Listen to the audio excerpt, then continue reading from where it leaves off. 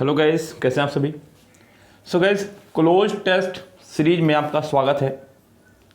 आप लोगों की चल रही है यहाँ पे close test series from MB book, जिसमें हम लोग आपको 2019 में आए हुए क्लोज टेस्ट करवा रहे हैं, जो कि एमबी बुक में पब्लिश हैं वो वाले।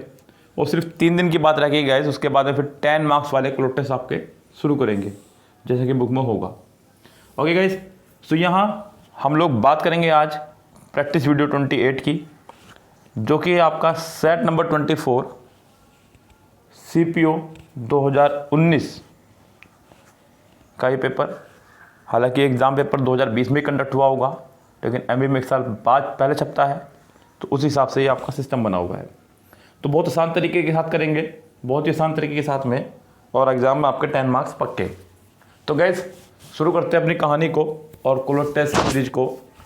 और आप लोग जो अभी अभी हमसे जुड़े हैं उनको मैं बता दूं कि ये पूरी सीरीज़ है हमारी 100 क्लोज टेस्ट सीरीज। आप जाइएगा, प्लेलिस्ट इसकी मिल जाएगी आपको 100 क्लोज टेस्ट सीरीज की, आप वहाँ से सभी क्लोज टेस्ट देख लीजिएगा।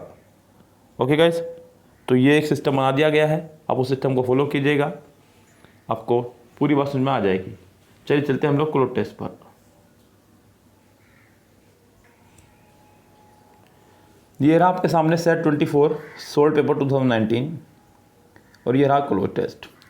कह रहा है कि imagination is not only the uniquely human capacity to envision that which is not and there for the foundation of all the invention and innovation. तो कह रहा है कि इमेजिनेशन की कल्पना जो है, ये केवल एक ना केवल मनुष्य की एक ह्यूमन यानी कि एक यूनिकली क्वालिटी है, मनुष्य के अंदर क्षमता है। एनविजन मतलब आपको विज़न होता है बच्चों, देखना, उसको बनाने लायक, देखने को बनाना, तो उसके बनाने लायक आपको बनाना। That which is not and there for the foundation of all invention, यानी कि यही जो है एक फाउंडेशन है जितनी भी इन्वेंशन या इनोवेशन आती है दिमाग में उन सबका।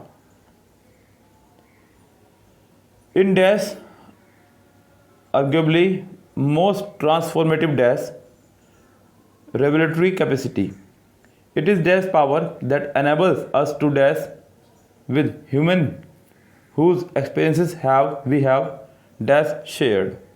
so guys, यहाँ ये बिल्कुल आपकी इमेजिनेशन कल्पना के ऊपर एक कहानी है, और कहानी जो हमारी चल रही है वो चल रही है प्रेजेंट में। यहाँ इज़ आ गया है, ओके गाइस, फिर इज़ आ गया आपका, और आगे फिर इज़ आ गया है। तो इससे पता चलता है साफ साफ की स्टोरी आपकी प्रेजेंट में चल रही है। तो प्रेजेंट के ही माइंड से हमें इसको सोचना है, ज़्यादा दिमाग नहीं लगाना है बच्चों। तो पूरा का पूरा फोकस आप कर लीजिए क्लोज टेस्ट पर, हम फिर जो मैं कराने वाला हूँ आपको, और कैसे कर रहे हैं हम लोग सोल्व उसको देखिएगा। ओके गाइस, शुरू करते हैं कहानी अपनी क्लोज टेस्ट की। ऑप्शन पे भी निगाह रखिएगा, कई बार ऑप्शन अपना काम कर जाएंगे और कई बार आपका मेथड। चलिए जी, जैसे कि क्वेश्चन है पहला, imagination is not only the uniquely human capacity. बात हो रही है बच्चों इमेजिनेशन की, यानी कि इमेजिनेशन जो है एक ह्यूमन की जो है यूनिकली मतलब कैपेसिटी है टू एनविजन, जो हमारे ख्याल को, कल्पना को बांध के रखती है। That which is not and there for the foundation of all invention and innovation. इस लाइन में कोई फिल इन द ब्लैंक्स उसने नहीं दिया जिसको हम लोग फिल कर सके।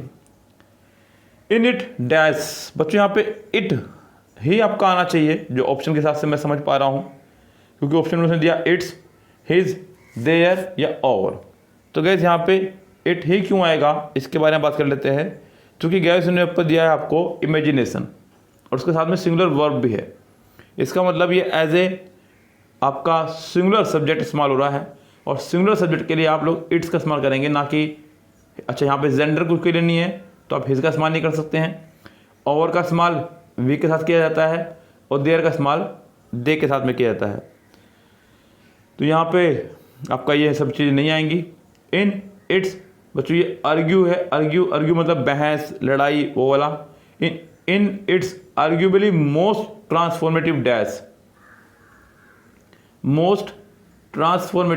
डैश। अब बच्चों यहाँ पे मोस्ट आ गया है, ट्रांसफॉर्मेटिव आ गया है, डैश। अब गैस यहाँ पे आपको dash revolutionary capacity. So all, and how. तो गाइस यहाँ पर आप लोग देख पा रहे होंगे कि दोनों तरफ एडजेक्टिव है। तो एडजेक्टिव से एडजेक्टिव को जोड़ने के लिए, यानी कि जब हम लोग देखते हैं इस तरह की चीज़ों को, तो उसको बोलते हैं तीन कंजक्शन। ये आपके बहुत काम आएंगी। मैंने ग्रामर में इसको कई बार बताया है अपनी प्रैक्टिस सेट के दौरान। ग्रामर के जो हम लोग प्रैक्टिकल क्लासों के अंदर कई बार मैंने बताया है कि जब भी दो चीज़ें एक साथ आ रही हैं तो उसके लिए एंड, बट, और, ये तीन कंजक्शन ऐसी हैं जिनके दोनों तरफ सेंटेंस का फॉर्मेशन बिल्कुल सेम चलता है। तो यहाँ पर बच्चों transformative and revolutionary capacity, transformative and revolutionary capacities, आप यहाँ पे सो, ऑल और हाउ का इस्तेमाल नहीं करेंगे। It is dash power that enable us to dash, it is dash power. बच्चों it is so power, it is few power, it is little power, या इट इज द पावर। तो guys it is the power, it is the power, तो ये power है। That, अब बच्चों यहाँ पे दा ही क्यों आ रहा है, जरा सुन लीजिएगा। आपको अगर याद हो तो आपने मेरा क्लोट टेस्ट सीरीज देखी होगी, और नहीं देखी है तो देख लीजिएगा जा करके।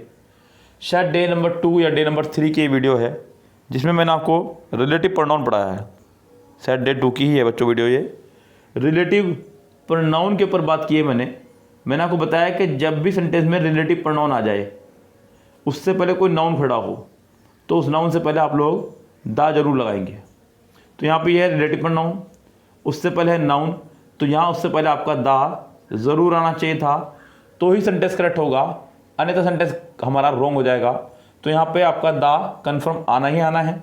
तो it is the power of, it is the power that enable us to dash, तो ये एक पावर है जो एनेबल करती है डैश करने के लिए।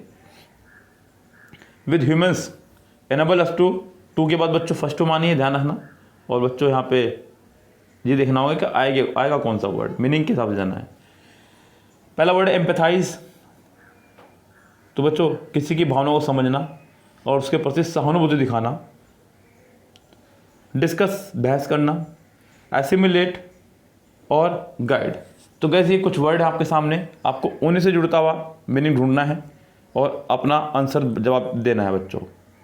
तो गैस अगर मैं बात करूं अपने मेन वर्ड की, जो हमारा मेन वर्ड था वो था इमेजिनेशन।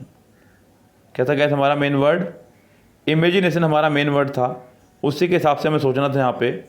तो गैस यहाँ पे कह रहे हैं कि it is the power that enable us to dash with human, तो ये पावर है जो हमें डैश करती है, यानी कि योग्य बनाती है। टू एम्पैथीज, यानी कि लोगों की भावनाओं को समझना और उसके प्रति सहानुभूति दिखाने में। डिस्कस, बहस करने में। एसिमिलेट, किसी चीज़ को अपने अंदर शामिल करने में। गाइड मतलब रास्ता दिखाने में। तो गैस ये हमें एम्पैथाइज करती है with human whose experiences we have dash shared, जिसके एक्सपीरियंसेस को हम लोग डैश शेयर कर चुके हैं।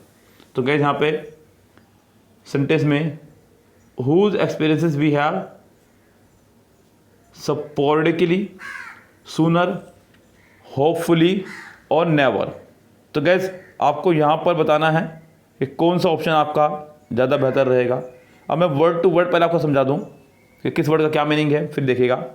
पहला वर्ड है आपका स्पोरेडिकली, मतलब बीच बीच में। सूनर आपका एक कंपैरेटिव वर्ड है, ये वैसे भी नहीं आना चाहिए। होपफुली मतलब आशा, और नेवर मतलब कभी नहीं। To empathise with humans whose experiences we have never shared, जिसके एक्सपीरियंस को हमने कभी शेयर नहीं किया है। तो गैस यहाँ पे फिफ्थ में आपका आंसर हो जाएगा डी, करेक्ट। चलिए, सो गैस ये था आपका आज का क्लोट टेस्ट, और उम्मीद करता हूँ कि आपको समझ में आ गया होगा। जिनको समझ में नहीं आया है वो वीडियो को एक बार दोबारा फास्ट फॉरवर्ड देख लीजिएगा, तब आपको अच्छे से ही समझ में आ जाएगा। ओके गैस, फिर चलते हैं, लेते आपसे विदा, मिलते हैं नेक्स्ट क्लोट टेस्ट में। तब तक के लिए goodbye, have a nice day.